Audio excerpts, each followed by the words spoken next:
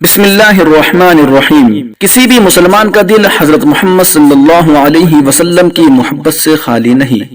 کیونکہ ایمان کی علامات میں سے ایک اہم چیز یہ بھی ہے کہ مسلمان کا دل خاتم الانبیاء صلی اللہ علیہ وسلم کی محبت سے معمور ہو اور جسم کے تمام جوارح آپ کی اطاعت سے منور ہو۔ قرآن کریم میں اللہ تعالیٰ نے اپنے محبوب کو جاں بجا پیارے انداز میں مخاطب کر کے تا قیامت امت کے لیے سبق سکھا دیا کہ دین اسلام صرف چند قوانین کا نام نہیں، بلکہ یہ عشق و محبت اور آداب پر مشتمل مکمل طریقہ حیات ہے جس میں ہر جگہ محبت ہی کار فرما ہے۔ حضور صلی اللہ علیہ وسلم کے فضائل و کمال، علوم و معارف اور حسن و جمال کو شعراء کرام نے اپنے اشعار میں اس انداز سے بیان کیا ہے کہ ان کا مطالعہ دل میں موجود محبت رسول کو مزید اجاگر اور متحرک کرنے میں اہم کردار ادا کرتا ہے۔ ہمارے عرف میں نعت ان تعریفی اشعار کو کہا جاتا ہے جن میں سرکار دو عالم صلی اللہ علیہ وسلم کے اوصاف و کمالات اور آپ کی سیرت طیبہ کا تذکرہ ہو۔ بلا شبہ آپ صلی اللہ علیہ وسلم کے اوصاف و مناقب کا ذکر کرنا باعث نزول برکت ہے۔ خود نبی کریم صلی اللہ علیہ وسلم شاعر رسول حضرت حسان بن ثابت رضی اللہ تعالی عنہ سے ان کا نعتیہ کلام سننے کے لیے مسجد نبوی میں منبر رکھوایا کرتے تھے، لہٰذا نعت پڑھنا نہ صرف جائز ہے بلکہ نزول رحمت و برکت ہے۔ نیز نعت پڑھنے کے دوران حضرت صلی اللہ علیہ وسلم کا کئی مرتبہ ذکر آتا ہے، اس کی بدولت درود شریف پڑھنے کی بھی توفیق مل جاتی ہے۔ گویا کہ نعت پڑھنا اور سننا درود شریف پڑھنے کا بھی ایک ذریعہ ہے۔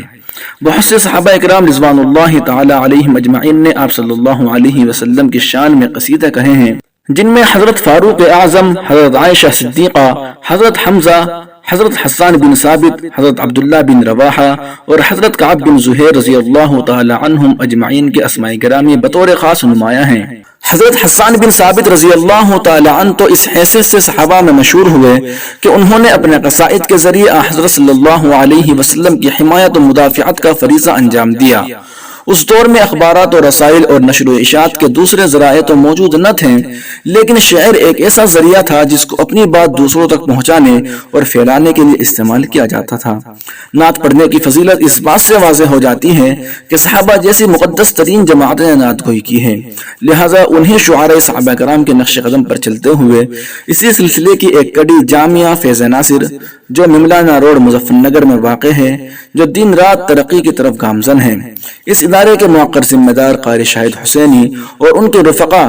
طلباء و طالبات کے اندر نعت گوئی کا شوق اور ان کے اندر تعلیم و تربیت پیدا کرنے اور حوصلہ افزائی کے لیے بڑے بڑے عظیم الشان نعتیہ انعامی پروگرام کا انعقاد کرتے رہتے ہیں، اور عالمی وبا کورونا سے قبل 2019 میں ایک عظیم الشان آل انڈیا نعتیہ مسابقے کا انعقاد کرا چکے ہیں، جو بھی فضلہ تعالی کامیاب رہا۔ اب نئے سرے سے ایک مرتبہ پھر آل انڈیا نعتیہ مسابقے کا انعقاد کرانا یہ اس ادارے کی کامیابی کی علامت ہے جس میں حضرت قاری شاہد حسینی اور ان کے رفقا کی محنت قابل اعداد ہے۔ لہٰذا آپ حضرات کی دعا اور امداد سے یہ ادارہ ایک مرتبہ پھر اکتوبر میں ایک عظیم الشان نعتیہ مسابقہ کرانے جا رہا ہے، جس کی تفصیل کے لیے آپ حضرت قاری شاہد حسینی سے واٹس ایپ نمبر پر رابطہ کر سکتے ہیں۔ حضرت کا واٹس ایپ نمبر یہ ہے